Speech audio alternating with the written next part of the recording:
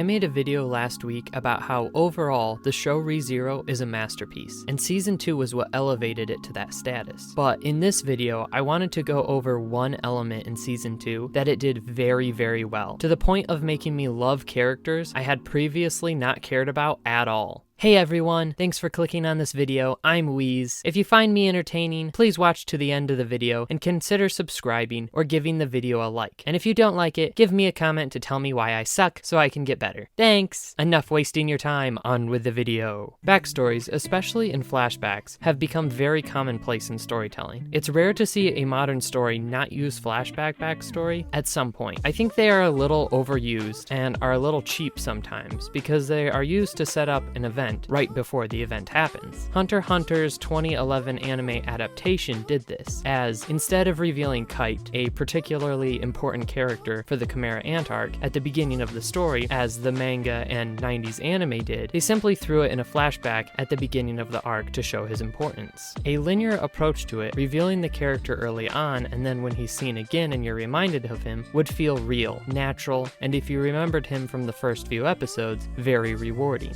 I understand the use of backstories, revealing things about the character so you can understand them better, and it allows you to get straight into the action of the most interesting things right from the beginning of the story instead of going through the childhood trauma or whatever made the character this way. You can always show that later, but I do think they are overused and often a lazy way for writers to set up a big moment without having to worry about the balance of foreshadowing and being predictable. However, with everything entertainment and art related, there's always exceptions because there are ways to do it well and to do it badly. Being entertaining or enjoyable is the only true hard rule of storytelling. With those being my thoughts on that subject, ReZero's backstories are some of the best parts of the show and made season 2 a masterpiece. I'm going to go over every major backstory from season 2 and what made each so special and elevated the story. These are going in no particular order, I'm just talking about each one when I feel like it. First, Otto's backstory. Otto was such a nothing character in season 1 that has risen to one of my favorite side characters in anime. His backstory showed how extremely unlucky he is, and his divine protection is revealed, which was an interesting concept for world building, seeing as there must be other people with divine protection of other abilities. This might have been revealed before, I don't remember, but this was the first time there was any emphasis on it. There's a lot here, but first, the backstory explained his divine protection is the ability to talk to animals, which was hinted at a lot, but it was more of a quirky, I understand animals, sure you do kind of thing. So finally seeing to the extent he can really talk and understand and ask for help from animals was a great reveal. But ultimately, this was just to explain things for his fight against Garfield. The other thing Otto's backstory shows is just how much bad luck he has, most of his life being a string of bad events. I won't go into detail for his backstory, but the theme of the value of life and having people caring about you plays into the main themes of the story, giving more than just a backstory to understand Otto better. All that said, Otto's backstory is probably the worst one, but it was also the shortest, and it was still very interesting. Garfield's backstory was good, him dealing with the death of his mother and needing to realize it was worth trying to leave the sanctuary. But it all seemed a little off to me as it happened. It was understandable, but it seemed a little childish. Then it's revealed Garfield is just a 14-year-old sheltered kid. When that reveal came, I actually laughed out loud because of how perfect it was, and it just felt like it tied everything together and it all made sense. Next we have Ryuzu, Echidna, Roswaal, and Beatrice's backstory. First we have Echidna French kissing Roswaal right after he throws up, which is the biggest Chad move I've ever seen, and not the best episode to watch while I was eating breakfast. She helped his condition by extracting some of his magical energy because he has too much of an excess that is poisoning him. Roswaal proceeds to fall in love with his new mentor and becomes obsessed with her. This backstory showed the main motivation for Roswaal and gave information on the creation of the sanctuary. Similar to Emilia's backstory, which I'm going to talk about next, the interactions between the characters really made it great. In the short time that we got with the group, I already felt the attachment between the characters. So when things happened and Ryuzu had to sacrifice herself, while I didn't feel super attached to her, I did understand how painful it was for Beatrice to lose her. This also gave more development for Echidna. Echidna's motives were wanting protection from the Warlock of Melancholy, but I also think she wanted a controlled environment for her to have and protect the demi-humans. Being the Witch of Greed, I don't think it's unlikely she desired to trap a lot of people with her, as she tries to do the same with Subaru, although it's more of a mental bond of a contract than how she